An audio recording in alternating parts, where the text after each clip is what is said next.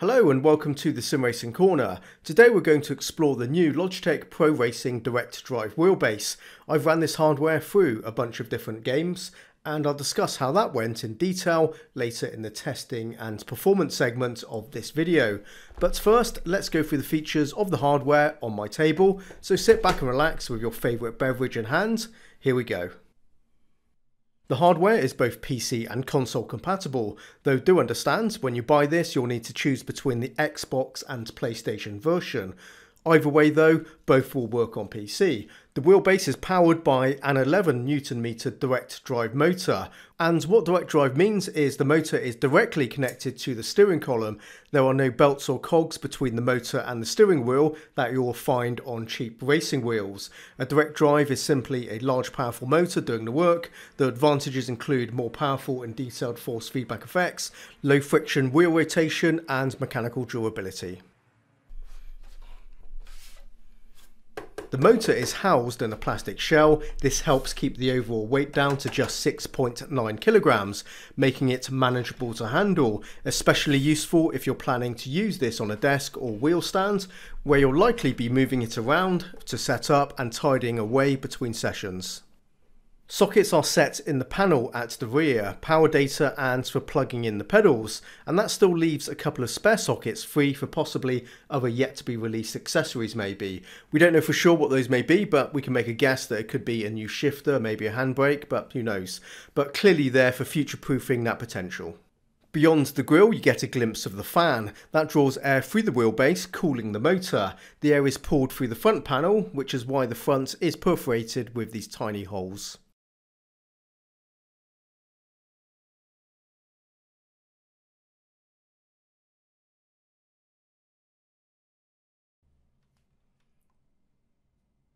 For mounting there is an included clamp. I'll demonstrate that in just one moment, but first let me show you the M6 threaded hard mounting holes set into the T-shaped steel plate. So this is an alternative option for mounting the wheelbase in a more permanent fashion. Also, it's useful to know that the motor is bolted to this plate and not plastic, so structurally it is sound.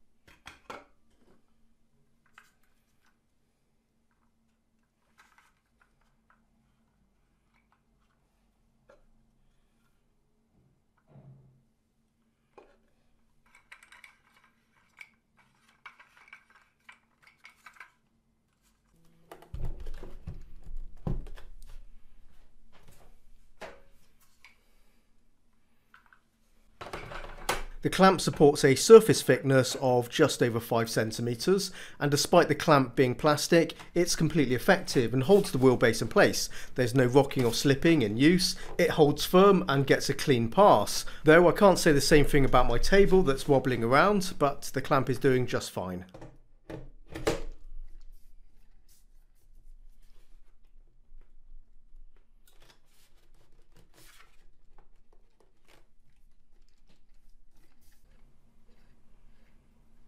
The quick release is proprietary and only fits the Logitech wheel. During my testing it proved to be reliable and solid, there was no looseness or rattling, and coped without issue with the heaviest lashing effects the strong force feedback was able to output.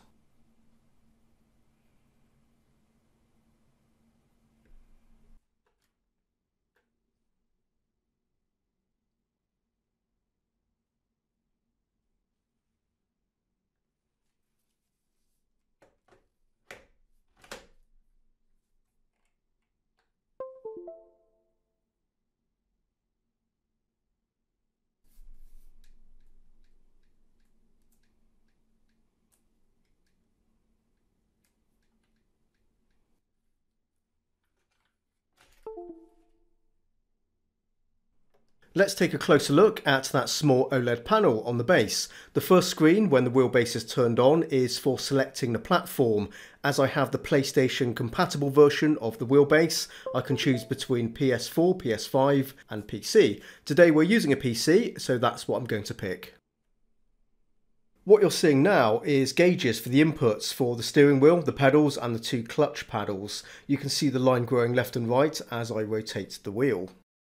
I've mapped the right analog clutch paddle to be the handbrake, and you can see the inputs being registered as well. When in game, this input display is what you'll always see, at least for now. Maybe in a future update with the software, the games, it may show other useful car telemetry, who knows, but for now, this is your lot. More usefully though, through that display you can access a menu for adjusting the wheel settings on the fly. It's easily accessible and quick to navigate and make changes. Although it's a tiny screen, it works well for this purpose. Another useful feature is you can save up to 6 profiles onto the wheelbase memory and swap between them through this menu. So yeah, very useful stuff here.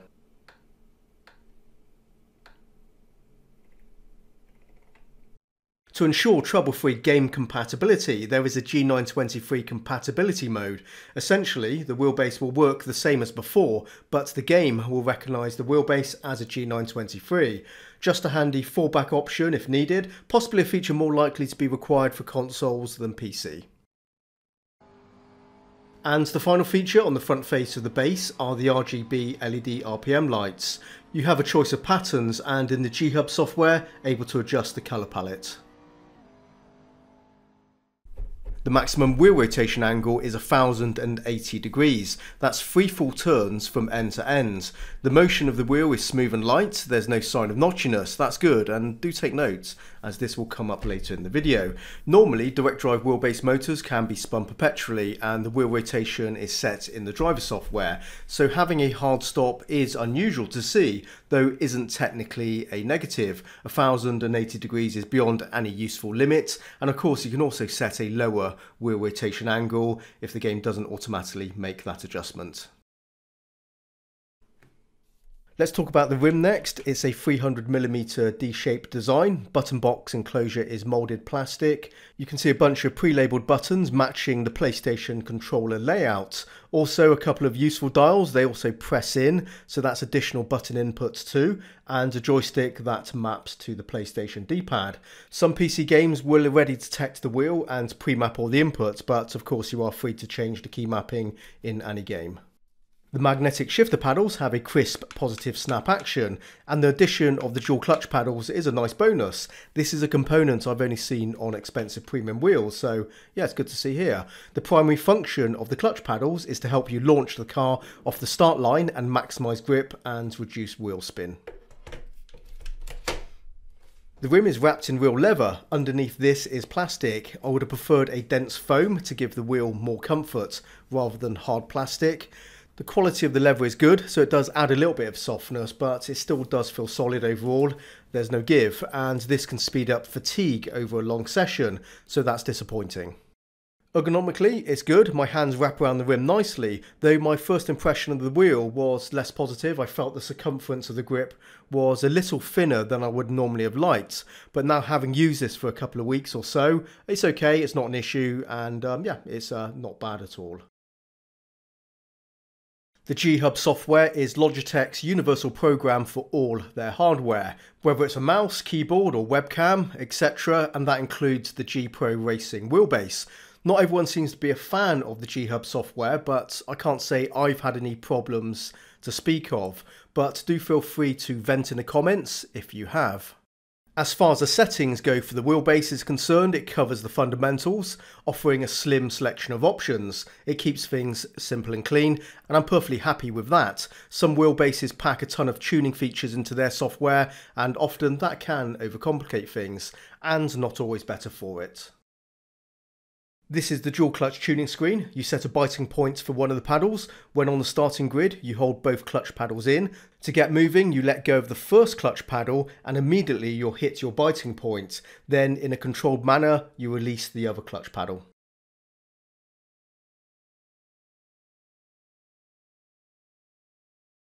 And that completes the tour of the G Pro Racing wheelbase and its features. Keep watching, as next up we're moving this onto the track for the results of my testing. I tested this wheelbase in 10 different racing games, and over the course of the remainder of this review, you will see clips from all of these games. I had zero issues getting set up in any of those titles, and everything ran predictably. A benefit with running with a major brand like Logitech or Thrustmaster and Fanatec is support is unlikely to be an issue. Where, with other brands outside of this circle, there may be some older titles and potentially new games from smaller developers where a direct drive wheelbase will not get picked up by that game. And don't forget, with the G Pro racing hardware, you're also covered by that G923 compatibility mode. So that's a positive start for this wheelbase. And moving straight on to another positive aspect, and that is the force feedback. I have no doubt that each and every review you've seen so far before mine, or view after this review today, is going to say more or less the same statement. And that is, the force feedback is incredible, and some of the best, if not the best, force feedback they've experienced. I'm going to dive into a lot of detail to make sense of these claims, but just to clarify first, I'm not talking about true force at this point right now. We'll cover that a little bit later. Let's just focus on the core force feedback elements that every game communicates to all wheelbases. Fundamentally, every direct drive wheelbase promises the same baseline of experience, being the delivery of strong, detailed effects. But not all direct drive wheelbases are equal. It's a sliding scale, some do a better job than others. And I can tell you this right away, guys, that this Logitech G Pro Racing wheelbase is right up there with the best I've used, and only marginally outperformed by my Leo Bodner, a wheelbase that costs over 3 times as much as this one. And that is a pretty bold statement to make.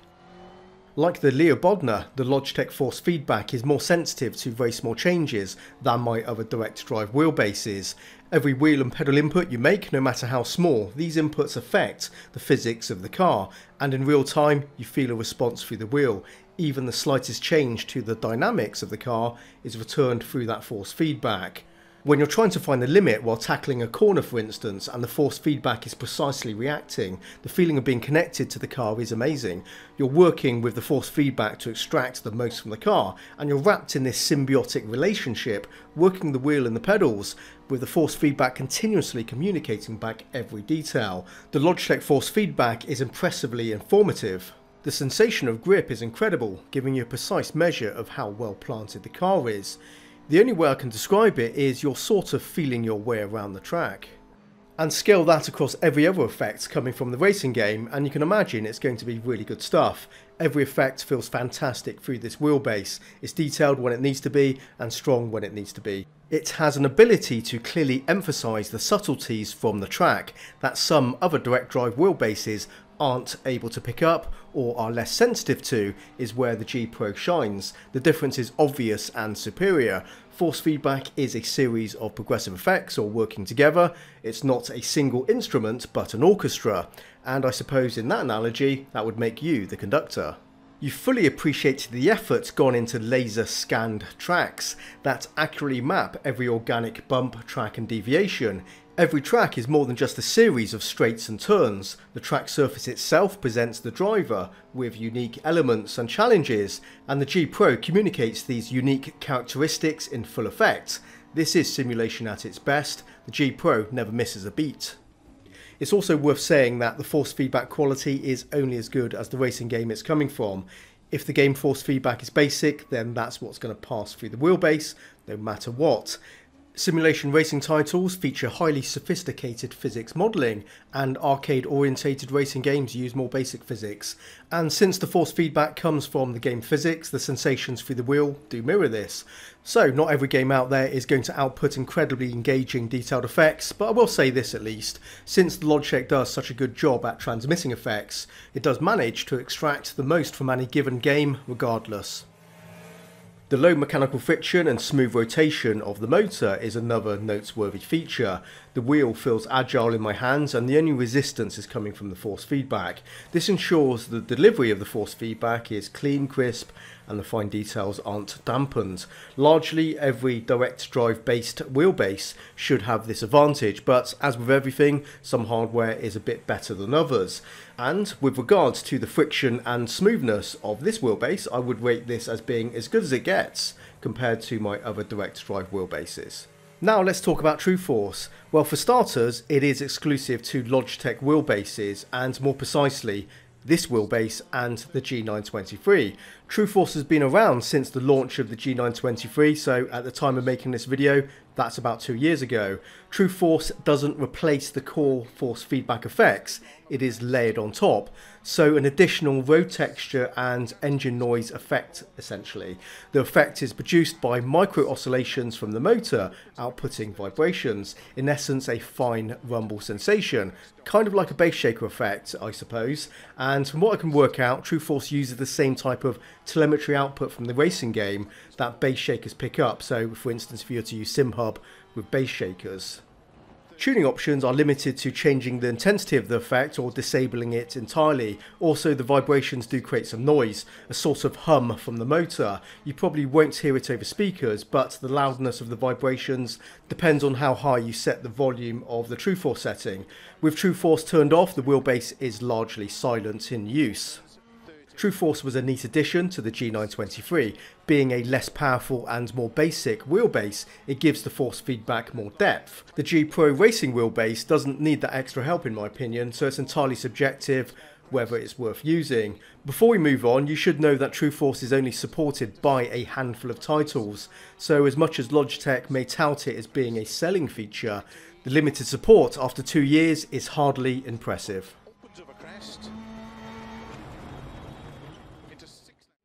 The motor output peaks at 11 Newton meters of torque. That may not sound too special when there are wheelbases out there pushing 25 Newton meters and upwards.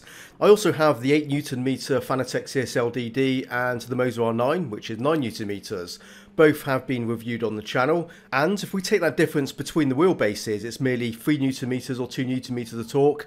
Those single digits may not sound much to write home about, but in use, there's a clear substantial difference between the G Pro and those two other wheelbases when you're feeling the raw power. It's a whole lot more meaningful than you'd give credit just comparing the numbers. You really need to hang on tight when you hit some of those curbs. The jolts can be really strong, enough to yank the wheel from your grip. When I'm using this wheelbase, I can't really imagine how I'd need or benefit from anything more powerful than this.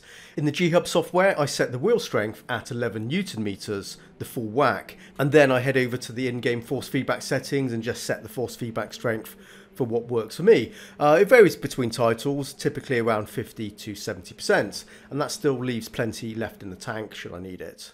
The G Pro is hardly a compact unit. Aesthetically, the plastic outer shell may distract from its other premium qualities, making it look a bit cheap. It's designed around practicality and manufacturing cost savings with its use of materials.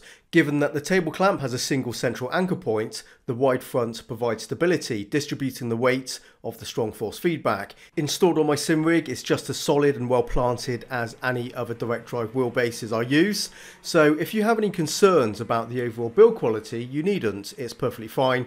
The use of plastics here does not reduce the structural integrity. If you ask me, I certainly don't find the overall looks of the wheelbase and the included wheel terribly exciting. It's safe, neat and somewhat bland. From the comments posted on the channel, that's an opinion shared by lots of people too, and potentially that could be enough to put some buyers off. When I'm using the G Pro, I'm able to look past the superficial appearance and enjoy the qualities of the hardware. So the appearance could be a negative factor that betrays the premium performance that lies within. And considering how well the force feedback quality compares to my Leo Bodner, I suspect the G Pro is very capable of outperforming some of the more expensive competition out there. Maybe in the future I'll get that chance to answer that question for you. Going forward, I'd like to see Logitech expanding their line of G Pro wheelbase accessories. More wheel rim styles would be welcome for starters. The one that shipped with the wheelbase is decent enough at 300mm. It's a universal size and copes well with all racing disciplines. But I'd love to see a modern stylish GT racing rim for this wheelbase. So Logitech, get on with it. That's what us sim racers want to see, an expanded ecosystem of extra bits and pieces for this wheelbase to make it even better. The Logitech G Pro racing wheel has impressed me in my testing beyond my expectations, setting a high benchmark in performance that's hard to match or indeed exceed. It really is an excellent bit of kit. I know a few subscribers out there are fellow owners of the G Pro 2. Do let me know how it's running for you in the comments, guys. It's really good to share that experience with the community too. Okay, we're going to wrap this one up for today. I hope you enjoyed the review, so thanks very much for watching, and as always, I'll be back soon with something new. So until next time, happy simming and bye bye.